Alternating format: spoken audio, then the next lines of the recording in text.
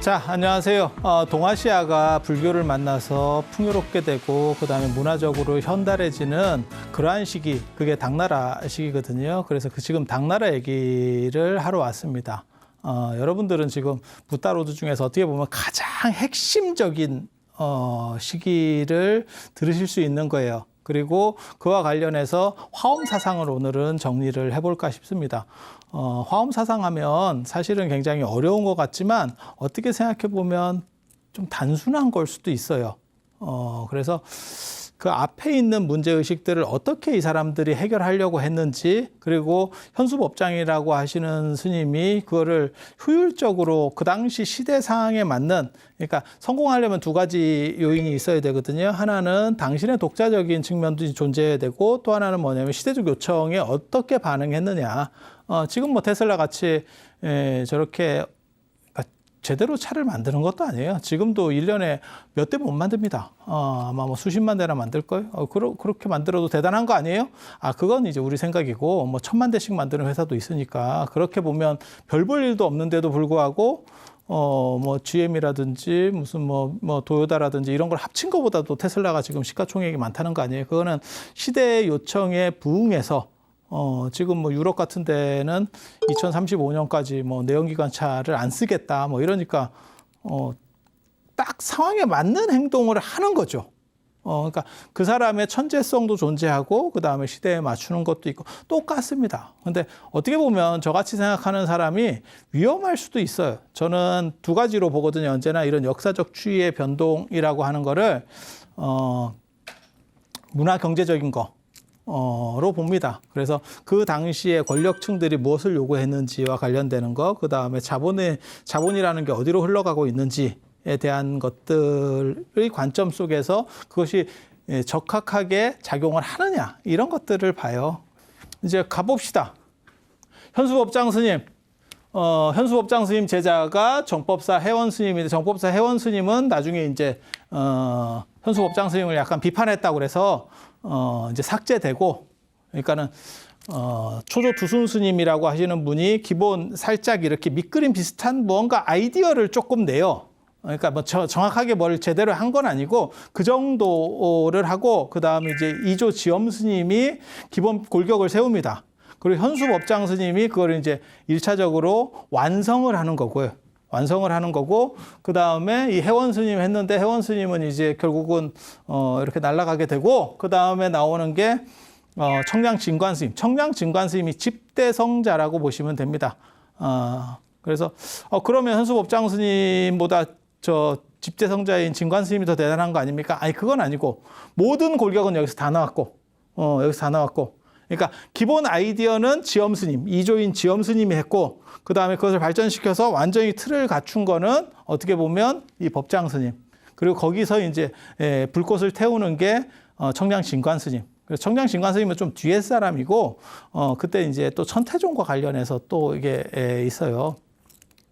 천태종의 형계 다면 스님.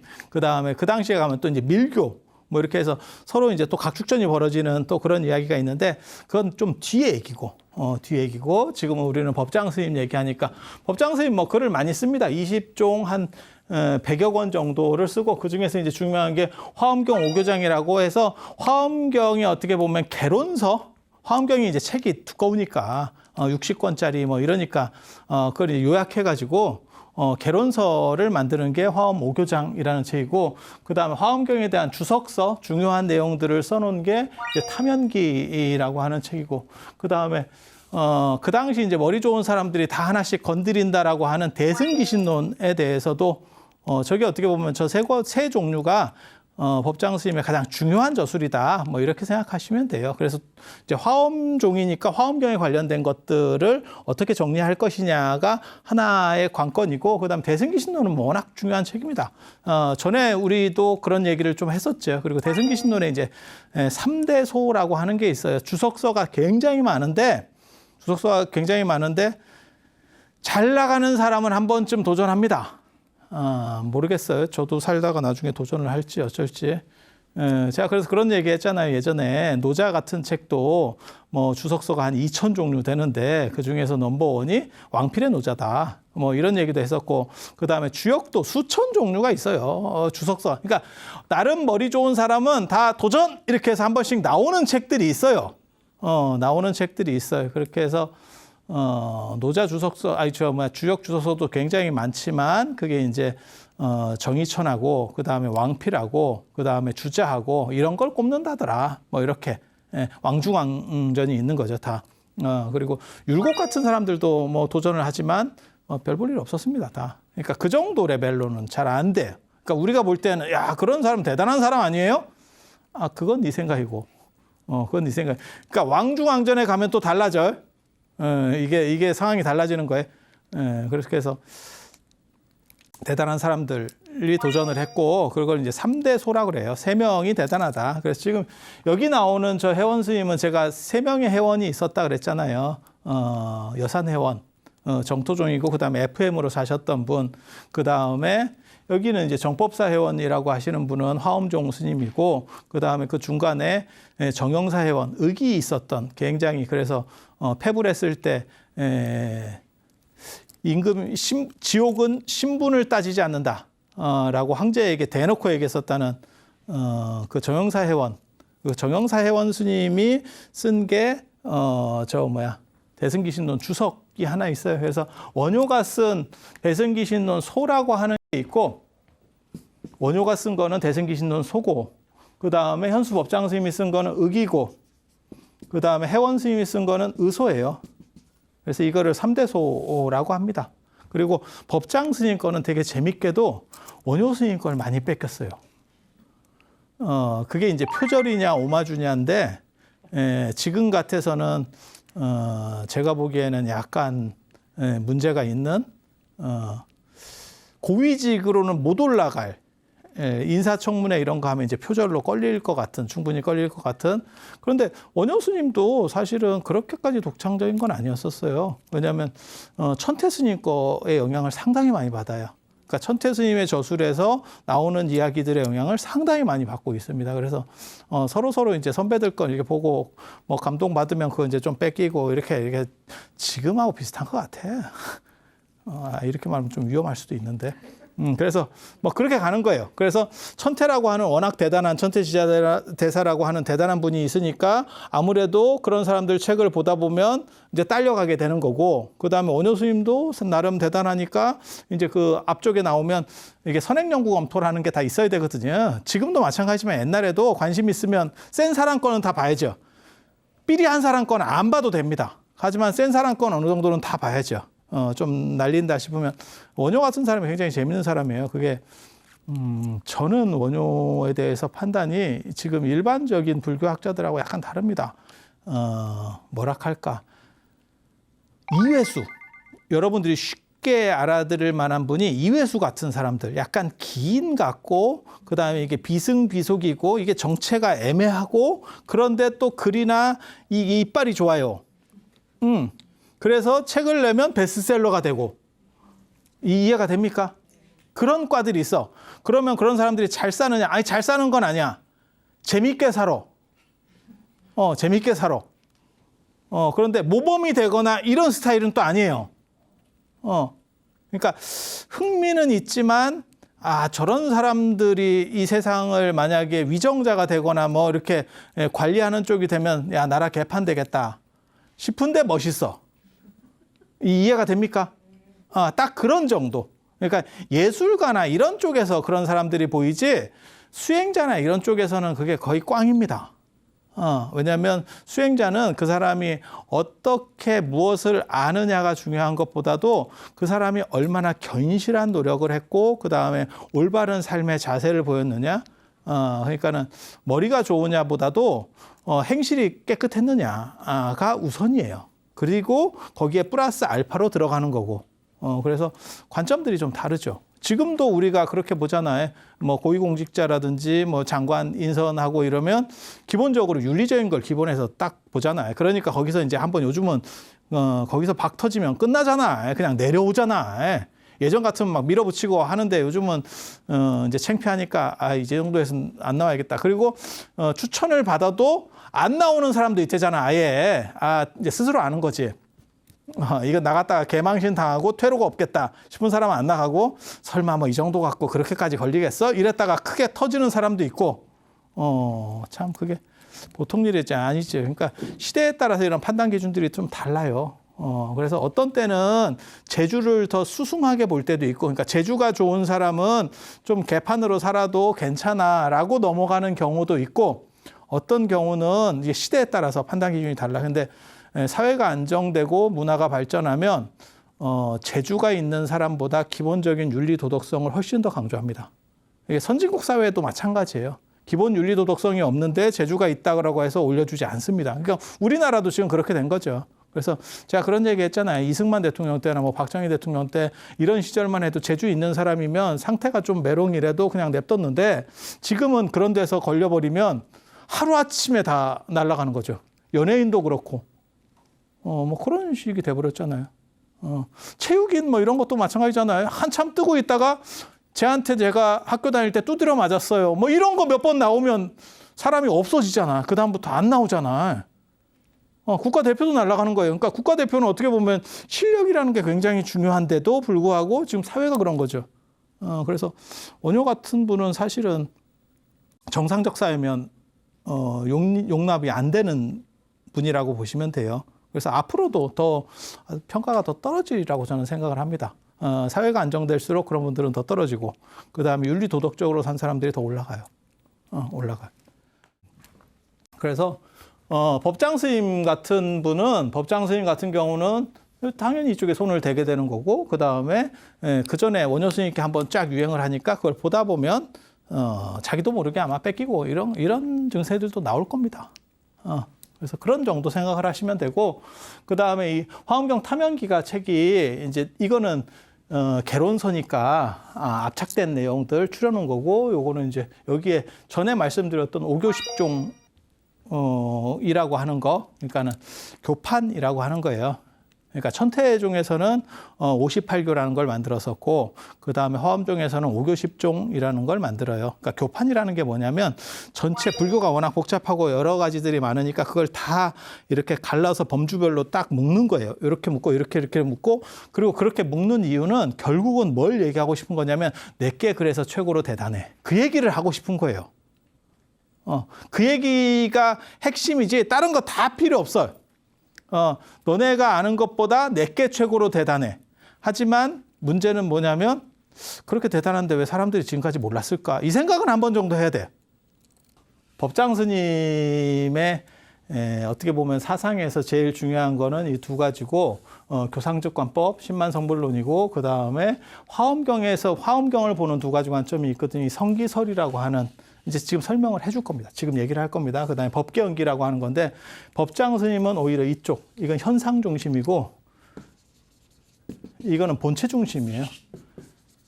이 본체 중심은 의상 스님 쪽이 좀 더 주력을 한 거고, 그러니까 저 둘 중에 이렇게 딱 끊어가지고 이쪽은 의상, 이쪽은 뭐 예를 들어서 뭐 법장 이렇게 가는 거 아니고 다 섞여 있는데 그 중에서 주류를 뭘로 두느냐라고 하는 거예요. 이 위에 거 잠깐만 말씀드리면 교상적 관법이라는 건 뭐냐면 화엄종은 따로 수행이 필요가 없어요. 따로 수행이 없어요. 그냥 화엄경 안에 그다음에 화엄 사상 안에서 이해하게 되는 그러한 논리 구조를 정확하게 이해하면 그게 수행이에요. 그게 수행이에요. 그러니까 요 경전 공부는 따로 하고 그다음에 수행은 따로 하고가 아니고 그 원리 체계를 이해하면 그 자체가 수행인 거예요. 인도 불교식으로 말하면 성문승이죠. 성문이 뭐냐면 부처님의 가르침을 많이 들으면 그 원리를 이해함으로 인해서 예를 들어서 이제 가장 이제 나중에 이제 선종에서는 그렇게 공격하는 거거든요. 말로만 갖고는 안 된다라고 하는데 그렇게 얘기하는 사람들도 있어요. 그러니까 비트겐슈타인 같은 경우는 뭐라고 얘기하는 거냐면 네가 지금 말을 분명하게 하지 못하는 거는 네가 제대로 몰라서 그래. 그러면 언어를 초월해 있고, 야, 초월해 있다는 그 말 자체도 언어야. 뭔 헛소리야. 생각할 수 없는 거, 진리는 생각할 수 없으면 그 생각할 수 없다는 말도 할 수 없는 거지. 이렇게 나올 수도 있어요. 그래서 내가 분명히 아는데 그것을 잘 설명 못 하겠고 그게 뭔지를 개념을 뚜렷하게 얘기를 못 하겠어. 그러면 네가 지금 불완전하게 아는 거야. 불완전하게 안다라는 게 뭐냐면 주변에도 많이 있어요. 그러니까는 어떤 불교를 설명하든지 뭘 설명하든지 간에 설명은 저 사람이 되게 잘해. 하나도 못 알아듣겠어. 왜? 지 전문적인 설명을 해. 예, 옛날에 그 있었잖아요. 밤 로스 같은 분이 그 그림 그릴 때 보면 이렇게 한참 쉽게 착착착 그 TV에 나와서 그런 거 그리잖아요. 그리고 참 쉽죠? 뭐 이러는데 야, 그거 네가 쉽지 우리는 안 쉬워. 이렇게. 근데 이해를 제대로 한 사람은 그 사람 수준에 맞춰서 충분하게 설명할 수 있다는 거예요. 그러니까 봐봐. 똑같이 알고 있어. 똑같이 알고 있는데 한 사람은 높은 방식으로밖에 설명을 못해. 한 사람은 대기설법이 가능해. 그러면 이 사람이 이해를 한 것이 훨씬 더 높다라고 보는 거예요. 왜냐하면 그 사람은 그걸 갖고 노는 상태가 된 거지. 자유자재로. 그렇게 해서 설명을 충분히 못한다면 그것은 알고 있는 게 아니다. 어려운 걸 어렵게 설명하는 건 개도 할 수 있다. 이건 굉장히 재밌는 거예요. 그리고 화엄종이 나중에 이 화엄종이 천태종에 제가 보기에는 영향을 받는 거고 그 다음에 이 화엄종은 누구한테 영향을 주냐면 나중에 선종에 영향을 줍니다. 이게 화엄종이 점점 복잡하거든요. 이제 좀 들어보면 복잡해요. 근데 사실 이게 왜 복잡한지 나도 잘 모르겠어.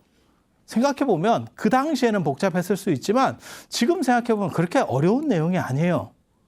그러니까 수학 같은 거 생각을 해봐. 수학 같은 경우 우리가 어떤 새로 배우는 개념이 있어. 뭐 더하기 빼기를 배웠다가 곱하기 나누기를 하는 거야. 그러면 선생님이 계속 그거를 이렇게 반복적으로 학습을 해주면 어느 순간에 곱하기 나누기라는 개념이 머릿속에 딱 들어와. 그게 확실하게 이해되면 그 곱하기 나누기라고 하는 개념이 죽을 때까지 가지고 가는 거예요. 그게 안 무너져요.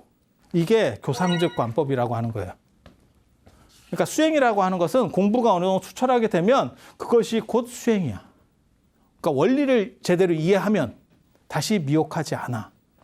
그래서 따로 뭐 어떤 수련을 해야 되고 그게 아니야. 그 공부하는 자체가 수행이야. 이해가 됩니까? 그리고 거기에서 이제 기본 룰이 뭐냐면 십만성불론이라고 해서 믿음이 꽉 있으면, 그러니까 믿음이 많으면 그 자체로 성불할 수 있대. 그러니까 두 가지가 있는 거지. 머리가 좋아가지고 이해를 해도 성불할 수 있는 거고 잘 안 되면 그냥 잘 믿어. 잘 믿어. 사실 극락에 가는 것도 믿음이거든요. 그리고 화엄경 현수품에 보면 현수법장 스님인데 현수품에 그 얘기가 나와요. 되게 재밌어요. 그게 신의도원 공덕무라고 하는 거거든요. 믿음이라고 하는 것은 도의 근원이고 신의도원 그다음에 공덕 모든 공덕의 어머니다. 이렇게 나오는 이야기들이 있어요. 그렇게 해서 그런 것처럼 믿음을 가지면 그래서 뭐가 나오냐면 초발심시 변정각 이런 게 사실은 믿음이라고 하는 부분이거든요. 그래서 이런 믿음의 문제라고 하는 걸 통해서 하나의 깨달음을 그냥 그게 곧 성불이에요. 믿음을 가지면 그 자체로 성불. 그리고 그 믿음을 제대로 못 가진 사람은 이제 좀 복잡해지는 거죠. 그리고 왜 이게 가능하냐면 이게 이제 성기설 때문에 가능한 거예요. 사실은 이미 우리는 다 완성돼 있고 이게 저기 이제 논점이 많이 될 거야. 우리는 다 완성돼 있고 그 자체로 그 완성돼 있다라는 것을 믿기만 하면, 그러니까 믿음이라고 하는 게 불교의 이제 대표적인 게 어떻게 보면 극락신앙이거든요. 아미타불에 대한 믿음. 아미타불의 서원에 편승하기 위해서 그것을 믿는 거예요. 믿는 거예요. 그러면 아미타불이 그걸 뭔가 나를 위해서 대신 처리해 주는 거예요. 그래서 나를 극락으로 데리고 가. 라고 하는 개념이라면 사실 여기에서 믿음이라고 하는 거는 내가 본래 완성돼 있다. 나는 본래부터 붓다였다. 라는 거에 대한 믿음이에요.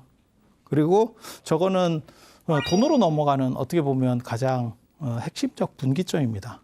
저것을 알면 도노가 되는 거고 잘 안 되면 그냥 일단 믿음부터 가지게 되는 거고 그래서 법장 스님의 두 가지 생각.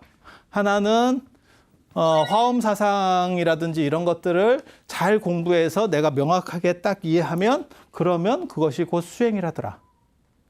지금도 마찬가지예요, 사실은. 이 얘기는 저는 굉장히 타당하다고 생각하거든요. 공부하는 사람들 다 똑같은 걸 하는 거예요. 그렇게 해서 어떤 생각이 딱 서버리면 그 사람은 흔들리지 않아. 그러니까 무슨 뭐 영화를 하는 사람이든 뭐 연극을 하는 사람이든 뭐 수학을 하는 사람이 다 마찬가지예요. 어떤 원리를 어느 정도 이상 딱 터득해버리면 그 사람은 그 단계와 관련해서는 미혹되지 않아. 딱 머리가 딱 뚜렷하게 쓰는 거지. 그리고 이렇게 공부가 되는 사람도 있고 아닌 사람도 있거든요. 그게 잘 이해가 안 되는 사람도 있거든요. 그러면 기본적인 거를 네가 믿어. 믿으면 너는 성불할 수 있어. 라고 얘기하는 거예요. 그래서 두 가지 트랙으로 가는 거예요. 투 트랙으로 가는 거죠. 이해할 수 있는 사람, 이해할 수 없는 사람. 그런데 전에 제가 말씀드릴 때 그런 얘기 했었거든요. 육아 법상종에서는 저런 식으로 믿음을 가지고 간다라고 하는 것보다 공부를 가지고 간다라고 생각하는 부분이 더 강력해서 실제로는 이런 식의 개념에 대해서 비판적인 생각을 했었죠. 그렇게 하면 이제 지옥 간다. 이제 그렇게 부처님 말을 어기는 거기 때문에 화엄종에서 그렇게 얘기하는 거예요. 실제로 그렇다는 게 아니고 그래서 순경 나락가설이라고 하는 이야기들 같은 경우가 그렇게 나오는 이야기라고 보시면 돼요.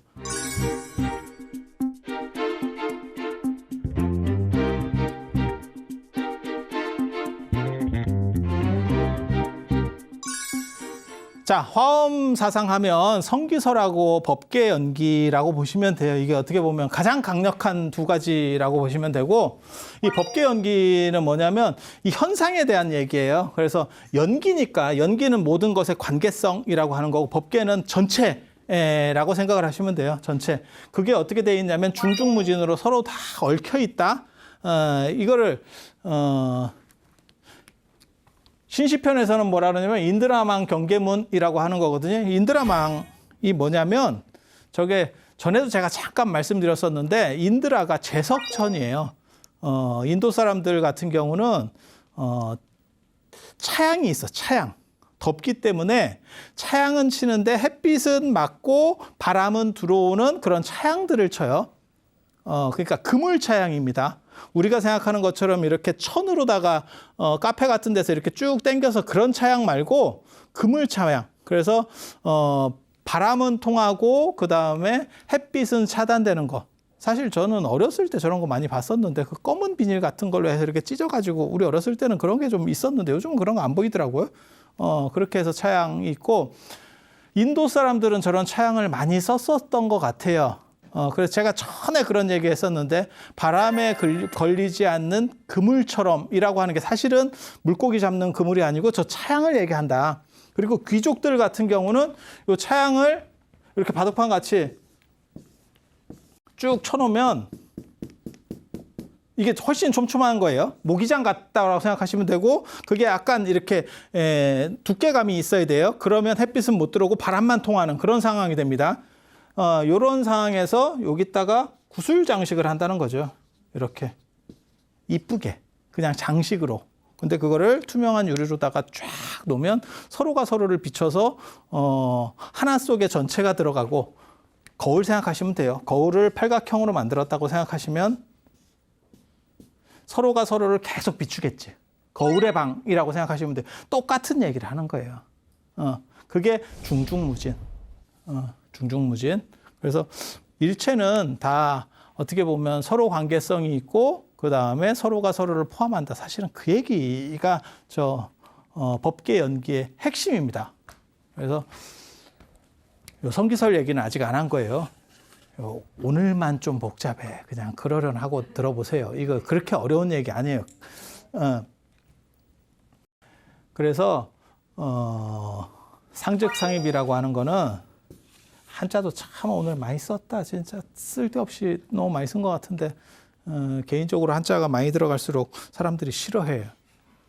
근데 어려운 글자는 아니에요. 상즉이라는 건 뭐냐면 전체적으로 서로 관계성을 맺고 있다. 너와 나는 다 관계성을 맺고 있다. 라고 보시면 돼요. 그러니까는 1부터 1, 2, 3, 4, 5, 6, 7, 8, 9, 10. 10 이러면 이것과 이것은 서로 다 나름의 관계성을 맺고 있다. 그 다음에 이것은 이 나머지들하고 전체하고 관계성을 맺고 있다. 그렇지 않으면 이것들은 다 분절되어 있기 때문에 서로 연결될 수 없다. 이해가 돼요? 이해가 돼요?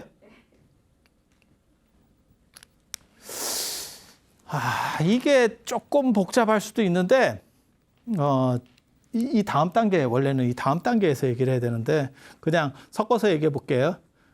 예를 들어서 제가 전에도 그런 말씀을 드렸어. 왜 사람은 귀신을 보지 못할까? 무당은 귀신을 보는데 왜 사람은 귀신을 보지 못할까?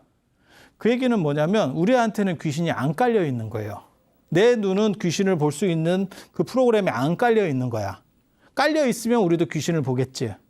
근데 우리는 사람을 다 볼 수 있잖아요. 우리가 전 인류가 몇 명인지 저도 몰라요. 근데 한 70억 명이라고 가정하고 보통 그렇게 얘기하니까 그러면 70억 명을 내가 다 본 건 아니잖아. 하지만 내가 가서 만나면 70억 명을 다 볼 수 있지. 그 얘기는 뭐예요? 70억 명이 내 눈에 깔려 있다는 얘기예요. 안 깔려 있는 놈이 있으면 못 보죠. 이해가 됩니까? 어려워요? 내가 우주 끝에까지 내가 태양계 넘어서 가본 적은 없지만 만약에 기술이 발전해서 내가 갈 수 있다면 거기는 갈 수 있죠. 그러면 뭐예요? 그러한 공간에 대한 인식이 이미 나에게 어느 정도는 존재하고 있다. 나한테 없으면 내가 그 공간을 인식할 수 없으니까. 이해가 돼요? 그러니까 나는 지금 우주 전체하고 어떤 상관관계를 이루고 있다라가 상즙이에요. 상즙. 그래서 이것들은 다 상관관계를 이루고 있기 때문에 어느 하나가 부족하기만 해도 전체라고 하는 틀 자체는 무너지는 거예요. 그런 얘기 있잖아요. 뭐 얼굴에서 눈이 중요하다, 코가 중요하다, 뭐 어쩌고저쩌고, 뭐 입이 있어야 뭐 밥을 먹지 어쩌고저쩌고 얘기를 하니까 눈썹이 그랬대잖아. 나 없으면 너 좀 이상하다. 그러니까 이상한 것 같아. 그러니까 여러분들도 이렇게 보면 문신하는 분들이 있잖아. 요즘은 문신이 이쁘려고 하는데 어떻게 보면 우리나라 문신에서의 가장 오래된 계열 중에 하나가 눈썹 문신이에요. 그건 저 어렸을 때도 내가 눈썹 문신하는 사람을 봤는데 그래서 되게 재밌는 거 이런 얘기 할 그건지는 모르겠지만 되게 재밌는 게 뭐냐면 문신한 사람은 출가가 안 돼요. 문신한 사람 출가가 안 돼. 그렇게 해서 문신한 사람이 뭐 예를 들어서 뭐 여기다 뭐 뭘 문신을 했어. 그러면 지우고 와. 이렇게 해서 돌려보내거든요. 근데 이제 여자분들 중에서 이 문신이 있어. 이게 좀 애매하다고 판단이. 야, 이거는 그 문신하고는 다른데? 이거 약간 어떻게 보면 의료용이라고도 할 수도 있고. 그러니까 쌍꺼풀 수술도 그게 두 가지가 있잖아요. 하나는 진짜 이쁘려고 하는 미용 쌍꺼풀이 있고 하나는 뭐 속눈썹이 찔러요 뭐 이렇게 해서 의료용이 있고 이 판단에 의해서 의료보험이 적용이 되냐 안 되냐가 되거든. 야 이거 똑같은 문신인데 이 문신은 조금 애매한데 뭐 아니 그런 얘기들이 있어요 진짜 출가할 때 되게 재밌죠. 그래서 나랑 관련된 사실 모든 것들 내가 경험할 수 있거나 경험 가능성이 있는 것들은 사실은 내 안에 존재해야 된다. 라고 하는 게 상즉이라고 보시면 돼요. 그리고 이 상즉에서 방금 눈썹 얘기한 것처럼 어떤 부분이 결여되면 그것은 완전성을 잃어버리죠. 그러니까 이 우주 안에는 태양같이 강력한 놈도 있고 태양보다 태양을 진짜 완전히 쭈구리로 만드는 더 강력한 별도 있는 거예요. 엄청나게 강력한 별도 있고 나같이 이렇게 우리같이 찌리한 놈도 있고 하지만 이것의 전체의 완성을 위해서는 우리는 다 같이 있어야 되는 거죠. 내가 빠지기만 해도 얘네는 장애인이 되는 거야. 나는 눈썹인 거야. 이렇게 되면 현상적으로는 내가 찌리하지만 본질적으로는 너네나 나나 다 대등이라는 생각을 할 수 있죠. 그러니까 저렇게 되면 어떻게 되냐면 부처님이 더 대단하고 내가 더 모질르고 이게 아니에요. 우리 모두는 다 평등. 그리고 그것은 나이 들고 젊고 그 다음에 성을 넘어서서 그러니까는 뭐 여성이든 남성이든 뭐 중성이든 뭐 개든 인간이든 뭐 그 이상이든 신이든 뭐든 할 거 없이 전부 대등. 이라고 하는 개념을 기본적으로 까는 거예요. 이게 상즉. 어떻게 보면 세계관을 만드는 거예요. 그러니까 불교적으로는 이런 오교십종이라는 걸 만들어서 전체적인 틀을 딱 정리를 하고 화엄종이 최고야라고 말해주는 거고, 당나라가 딱 들어서니까 그 세계제국이 딱 들어서고 하나의 어떻게 보면 여러 다민족 국가거든요. 당나라는 어느 나라를 생각하시면 되냐면 지금 미국 같은 나라 생각하시면 돼요. 미국은 민족과 국민의 개념이 다릅니다. 아니 우리는 같은 거예요.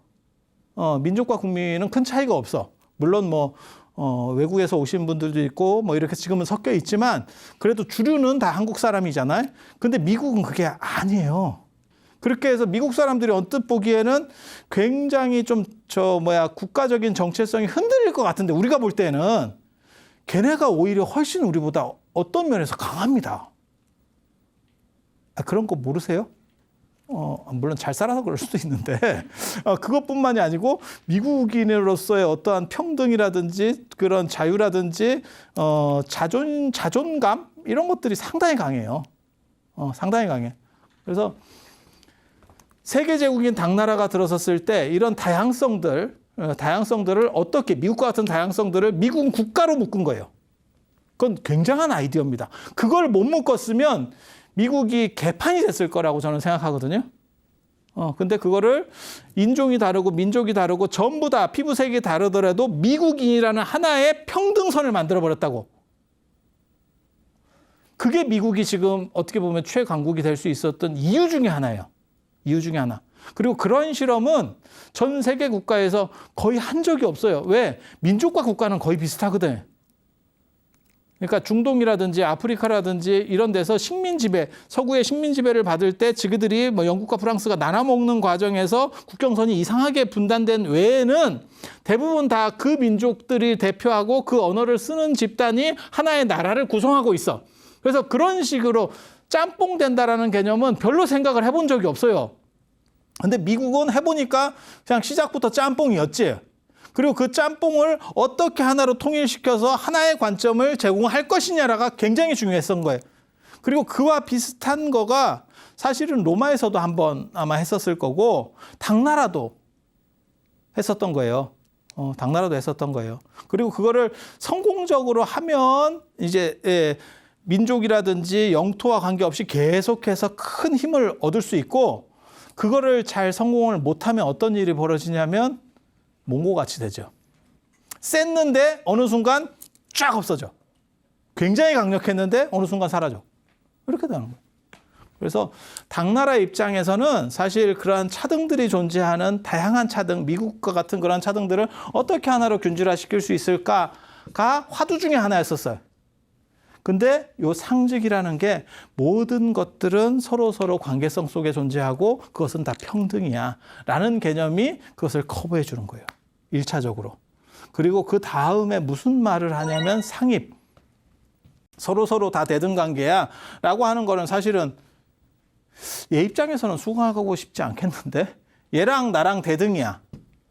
그러니까 눈하고 눈썹하고 야 나랑 대등이야 그러면 저도 그렇게 얘기하죠.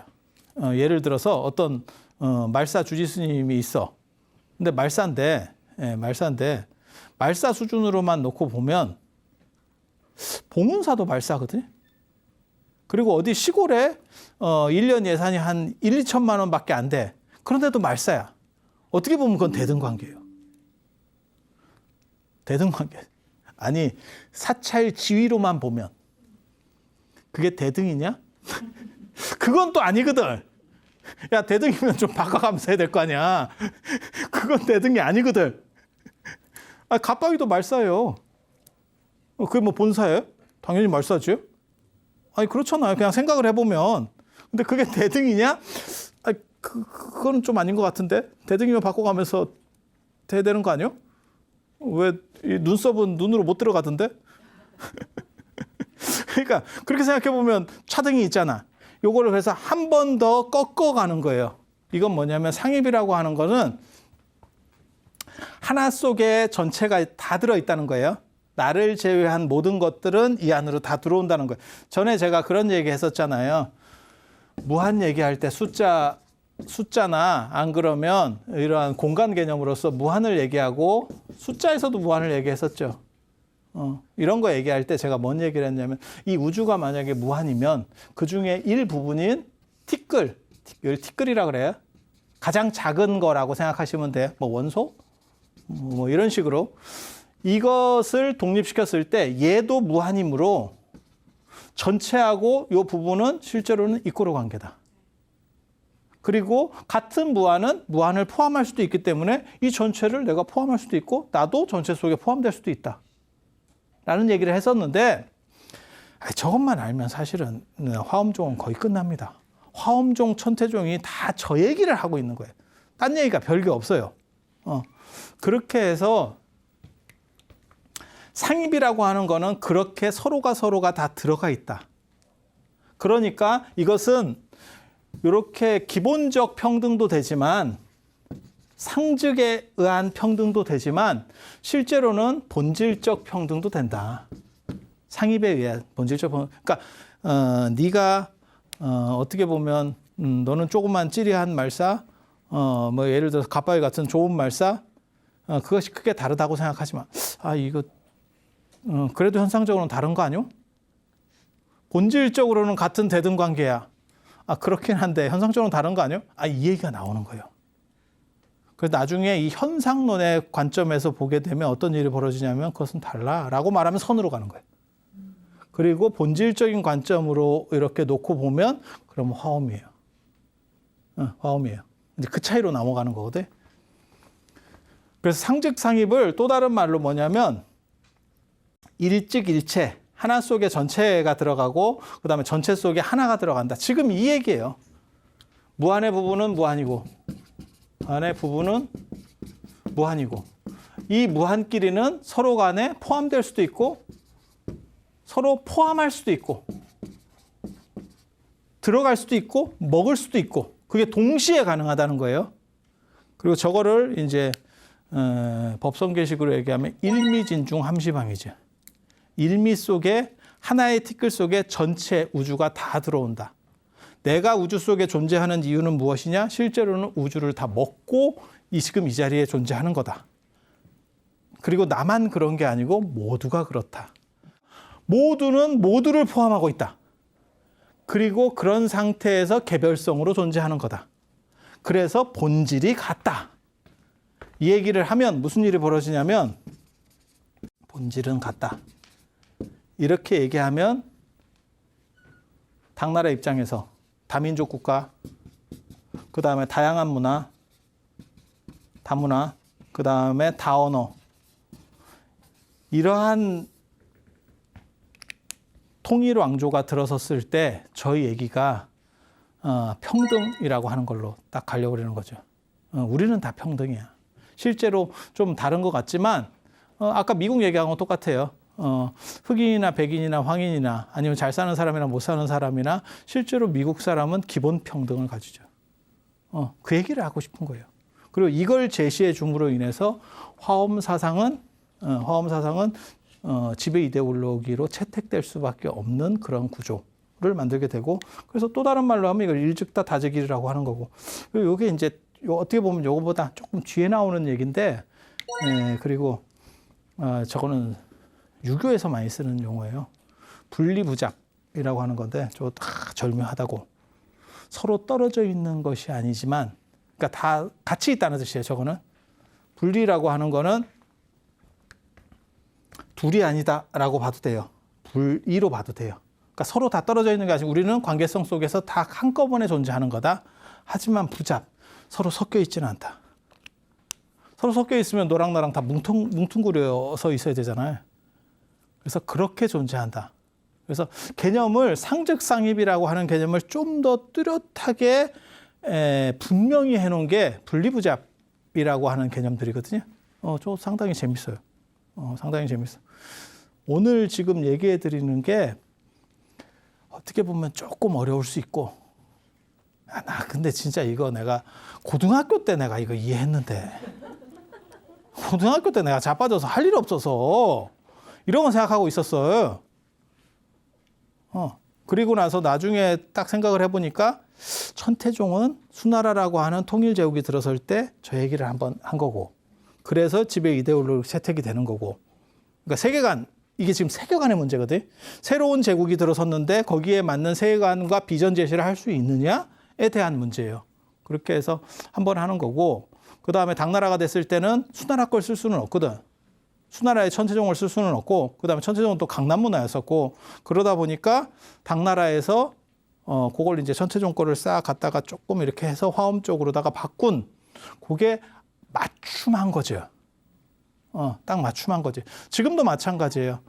어떤 뭐 예를 들어서 문화적인 거라든지, 그 다음에 뭐 드라마도 그렇고 다 마찬가지예요. 그게 힘을 가질 수 있으려면 하나의 독립된 세계관을 확립했느냐? 그러니까 마블 같은 경우가 그게 말도 안 되는 이야기지만 어떤 세계관을 가지고 있잖아요. 게임도 마찬가지예요.